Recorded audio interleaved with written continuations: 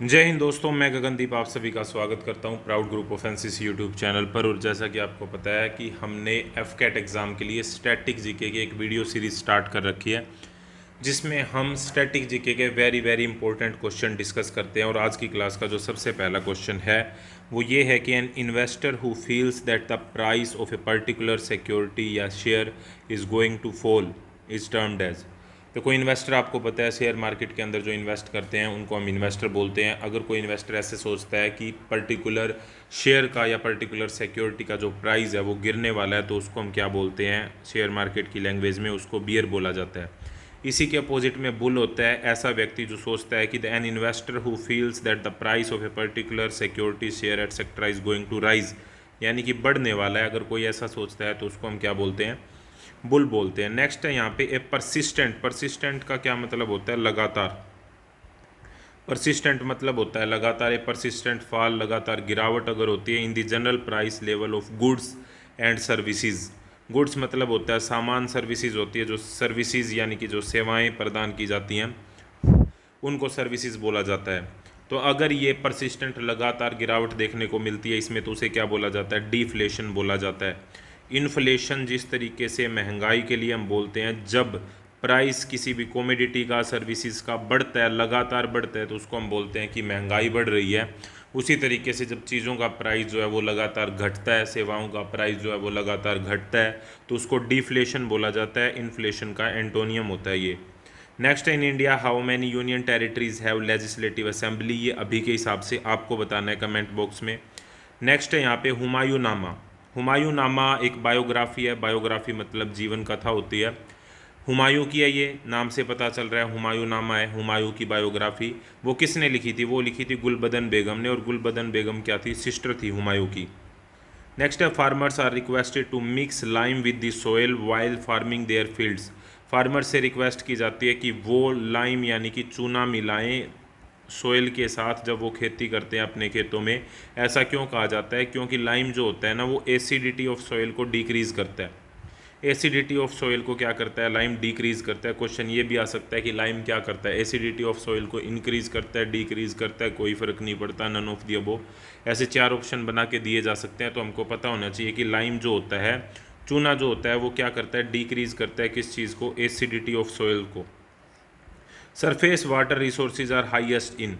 देखो जो surface water resources होते हैं यानी कि सरफेस का, देखो एक तो ग्राउंड वाटर होता है जिसमें हम कुएं हो गए या फिर नलकूप वगैरह लगाते हैं, ट्यूबवेल लगाते हैं, उनको हम ग्राउंड वाटर बोलते हैं। लेकिन सरफेस वाटर जैसे जो भी हम यहाँ पे तालाब हो गए, नदी नाले जो भी है सरफेस वाटर में आते हैं, तो ये रिसोर्सेज सबसे ज़्यादा कहाँ पे हैं, तो ये है नॉर्थ ईस्टर्न इंडिया के अंदर। जो हमारी नॉर्थ ईस्टर्न स्टेट्स हैं, सेवन सिस्टर्स जैसे हम कहते हैं, तो उस साइड में जो सरफेस वाटर के रिसोर्सेज हैं वो सबसे ज़्यादा हैं। नेक्स्ट है which Indian city is called the zero mile centre of India. तो एक इंडियन सिटी को ये टाइटल मिला हुआ है zero mile centre of India. तो ये कौन सी सिटी है, ये सिटी है नागपुर। वेरी इंपॉर्टेंट क्वेश्चन है, एग्जाम परस्पेक्टिव से आपको ध्यान रखना है। नेक्स्ट क्वेश्चन है the instrument of instructions contained in the Government of India Act 1935 has been incorporated, यानी कि सम्मिलित किया गया in the constitution of India in the year 1950। तो ये जो है इंस्ट्रूमेंट इंस्ट्रक्शंस जो थे, जो कि गवर्नमेंट ऑफ इंडिया एक्ट 1935 के अंदर लिखे हुए हैं, वो इंडियन कॉन्स्टिट्यूशन में ऐड किए गए। इंडियन कॉन्स्टिट्यूशन में इसका क्या नाम है, तो इंडियन कॉन्स्टिट्यूशन में इसका नाम है डीपीएसपी, यानी कि directive principles of state policy. क्या मतलब होता है directive principles of state policy का, ये कुछ ऐसी इंस्ट्रूमेंट ऑफ इंस्ट्रक्शंस हैं, यानी कि ऐसी कुछ बातें कही गई हैं, ऐसे कुछ सुझाव दिए गए हैं जो उस टाइम पे पॉसिबल नहीं थे अप्लाई करने उस टाइम की कंडीशंस को देखते हुए, लेकिन राज्यों को नीति निर्देशक सिद्धांत दिए गए हैं, यानी कि directive principle of state policy है कि आगे जो भी सरकारें अपनी पॉलिसीज़ बनाएंगी तो इन बातों को ध्यान में रखते हुए बनाएंगी। ये डीपीएसपी कहलाती हैं, यानी कि directive principles of state policies या फिर राज्य के नीति निर्देशक सिद्धांत। ये लिए कहाँ से गए हैं, गवर्नमेंट ऑफ इंडिया एक्ट के अंदर जो गवर्नमेंट ऑफ इंडिया एक्ट 1935 के अंदर जो इंस्ट्रूमेंट ऑफ इंस्ट्रक्शंस थी, उन्हीं को आज डीपीएसपी यानी कि राज्य के नीति निर्देशक सिद्धांतों के नाम से जाना जाता है। The main M of water side management strategy of India is. Water side management strategy जो है वो क्यों की जाती है, वो क्यों अपनाई गई है, ताकि जो एरिड यानी कि बंजर जो लैंड है, बंजर जो भूमि है, उसको मैनेज किया जा सके, उसका मैनेजमेंट किया जा सके। नेक्स्ट यहाँ पे है 31 क्वेश्चन, हम 1332 पे पहुँचेंगे, यहाँ पे 332 पे, यानी कि 332 नंबर क्वेश्चन पे 332। The speaker of the Lok Sabha may be removed from the office by. Speaker of the Lok Sabha इस टाइम पे कौन है ये आपको बताना है करंट में। Who is the speaker of the Lok Sabha, important question है, वेरी वेरी इंपॉर्टेंट क्वेश्चन है, ये आपको कमेंट बॉक्स में बताना है। तो the speaker of the Lok Sabha may be removed from the office by a resolution passed by the majority of all the members of the house. तो all the members of the house की अगर majority ये पास कर देती है कि speaker of the Lok Sabha को हटाना है तो वो हटा दिए जाएंगे।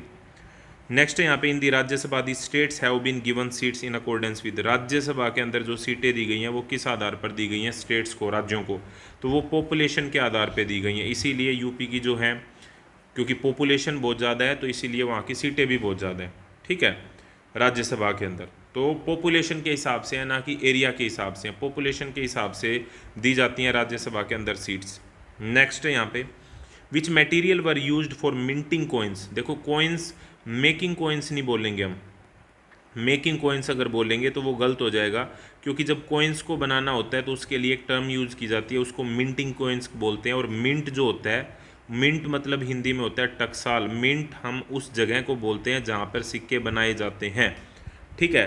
तो कौन सा मटेरियल यूज़ किया जाता था किस टाइम में, मौर्याज के टाइम में, यानी कि मौर्य काल में किस मटेरियल का यूज़ किया जाता था सिक्कों को बनाने के लिए, तो सिल्वर यानी कि चांदी और कॉपर यानी कि तांबे का प्रयोग किया जाता था किसके लिए, सिक्कों को बनाने के लिए। इन एन एटॉमिक एक्सप्लोजन, जब भी एटॉमिक एक्सप्लोजन होता है तो large amount of energy is released due to conversion of.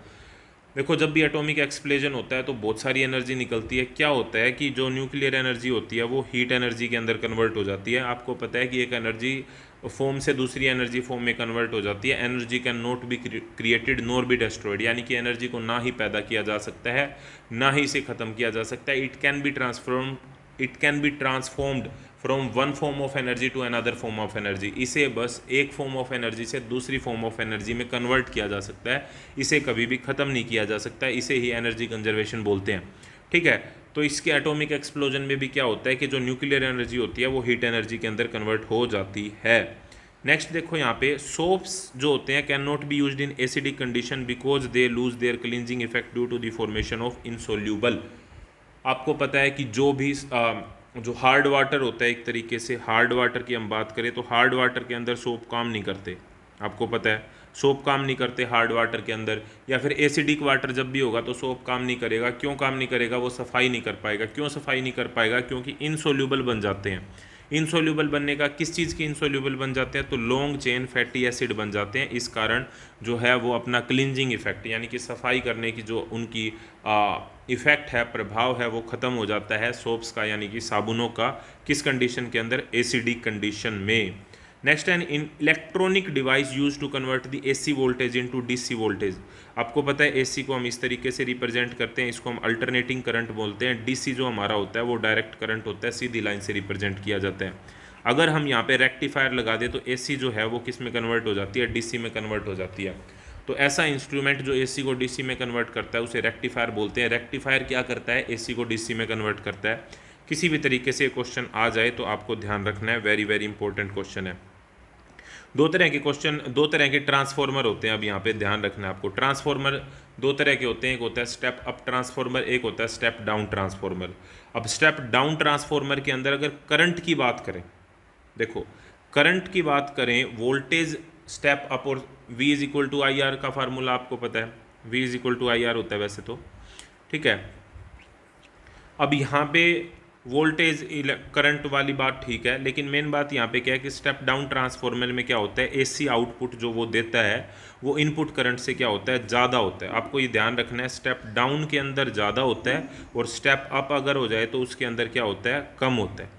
Opposite है ये चीज़, ये आपको ध्यान रखनी है। दोबारा से सुन लो, ट्रांसफॉर्मर जो होते हैं वो दो प्रकार के होते हैं, एक होता है स्टेप अप ट्रांसफॉर्मर, एक होता है step down transformer.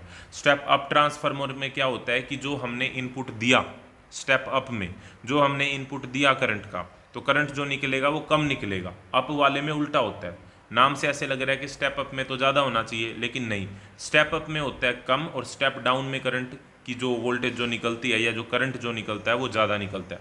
When ice melts its volume, जब भी आइस मेल्ट करती है तो उसकी वॉल्यूम क्या हो जाती है, ये बात आपको ध्यान रखनी है कि आइस जब मेल्ट करती है तो उसकी वॉल्यूम जो होती है, घनत्व जो होता है वो डिक्रीज हो जाता है। क्या हो जाता है, डिक्रीज हो जाता है। अब आप कहोगे सर डिक्रीज कैसे हो जाता है, वॉल्यूम तो इंक्रीज होनी चाहिए जब भी आइस मेल्ट करती है तो। लेकिन इसका रीज़न क्या है, आप खुद देखो कि आप ये बताओ कि आइस की डेंसिटी ज़्यादा होती है या फिर वाटर की डेंसिटी ज़्यादा होती है। अगर ये दो चीज़ें आपको बताई जाएं कि आइस की डेंसिटी ज़्यादा होती है, डेंसिटी होता है घनत्व यहाँ पे, वॉल्यूम वॉल्यूम की अगर हम बात करें तो वॉल्यूम आपको पता है, डेंसिटी की मैं आपको बात बताता हूँ। डेंसिटी होता है गाढ़ापन जो हम बोलते हैं। तो डेंसिटी किसकी ज़्यादा होगी, आइस की ज़्यादा होगी या वाटर की ज़्यादा होगी। आप बोलेंगे सर आइस की ज़्यादा होगी क्योंकि आइस सॉलिड में है। लेकिन आप खुद देखें कि अगर आइस की डेंसिटी ज़्यादा होती तो ये आइस पानी पे क्यों तैरती। इसका क्या मतलब है कि आइस की डेंसिटी कम होती है, जिस चीज़ की डेंसिटी कम होती है वही चीज़ ऊपर तैरती है। ये बात आपको ध्यान रखनी है, ठीक है। लकड़ी की डेंसिटी पानी से कम होती है इसीलिए लकड़ी ऊपर तैरती है। लोहे की डेंसिटी पानी से ज़्यादा होती है इसीलिए लोहा पानी में डूब जाता है। ये बेसिक प्रिंसिपल है साइंस के। इसीलिए आपको अब ये समझ में आ गया, क्योंकि आइस की डेंसिटी जो होती है वो वाटर से कम होती है, तो जब ये वाटर बन जाएगा तो वॉल्यूम जो होगी वो क्या हो जाएगी, डिक्रीज हो जाएगी, ना कि इंक्रीज हो जाएगी। बात क्लियर होगी यहाँ पे, क्लियर हुई है बात। चलो आगे बढ़ते हैं भाई नेक्स्ट क्वेश्चन की तरफ। The river bank is the weakest where the river turns, this is because water effectively bounces off the outer bank as it turns, exerting an extra pressure on the bank. ध्यान से समझ लेते हैं। River bank जो होते हैं, नदी के जो किनारे होते हैं, वो वीकेस्ट होते हैं कहाँ पे, जहाँ पे नदी मुड़ती है। ऐसा क्यों होता है, क्योंकि water effectively bounces off the outer bank as it turns, exerting an extra pressure on the bank. Obvious सी बात है, जब भी यहाँ पे पानी चल रहा है, सीधे सीधे जा रहा है, तो ये जो किनारे हैं, मान लो ये किनारे हैं, ये ए किनारा है, ये बी किनारा है। अब ये किनारे मजबूत हैं, लेकिन जब भी मुड़ेगा मुड़ेगा तो क्या होगा, ये पानी जाके सीधा लगेगा किनारों के ऊपर। अब सीधा लगेगा किनारों के ऊपर तो किनारे क्या हो जाएंगे, कमज़ोर होंगे, क्योंकि ये एक्स्ट्रा प्रेशर एक्सर्ट करेंगे किसके ऊपर, किनारों के ऊपर। बैंक मैंने होता है यहाँ पे किनारा। तो ये बेसिक सी बात है, ये आपको समझ में आनी चाहिए। वॉल्यूम वाला मैंने आपको कंसेप्ट बता दिया है, इसको एक बार दोबारा सुन लेना, 339 क्वेश्चन को दोबारा से बैक करके देख लेना वीडियो को, आपको समझ में आ जाएगा।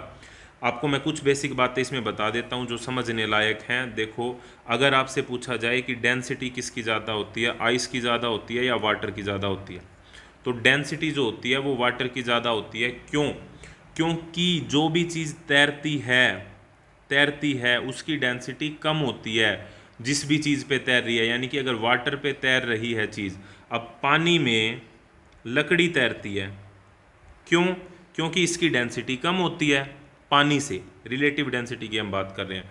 लेकिन लोहा डूब जाता है पानी में, क्यों, क्योंकि लोहे की डेंसिटी ज़्यादा होती है। तो जिस चीज़ की डेंसिटी कम होगी वही चीज़ तैरेगी। अब बात आ जाए कि हॉट एयर और कोल्ड एयर किसकी डेंसिटी ज़्यादा होती है, तो कोल्ड एयर की डेंसिटी ज़्यादा होती है, हॉट एयर की डेंसिटी कम होती है। तभी तो हॉट एयर ऊपर तैरती है। हॉट एयर बैलून जो होते हैं वो हवा में उड़ते हैं, क्यों, क्योंकि जो गर्म हवा होती है वो हल्की होती है, उसकी डेंसिटी कम होती है, तो वो ऊपर चली जाती है।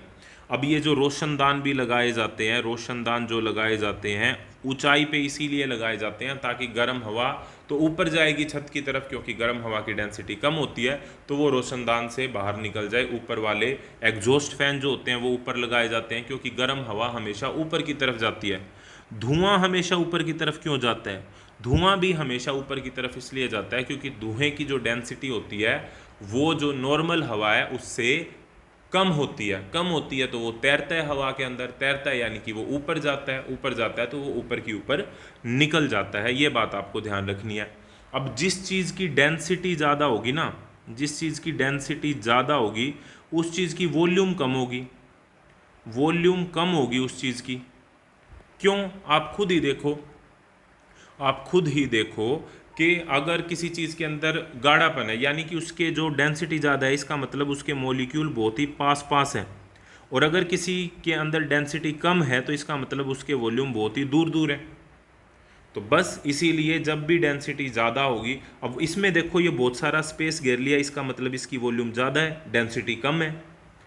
बात समझ में आ गई। तो डेंसिटी और वॉल्यूम इन्वर्सली प्रोपोर्शनल हैं, वॉल्यूम बढ़ेगी डेंसिटी घटेगी, वॉल्यूम घटेगी डेंसिटी बढ़ेगी, तो ये वाला जो कंसेप्ट है आपको ध्यान रखना है। मेरे हिसाब से ये जो क्वेश्चन है साइंस के जो बेसिक कंसेप्ट हैं आपको ये क्लियर हो गए होंगे।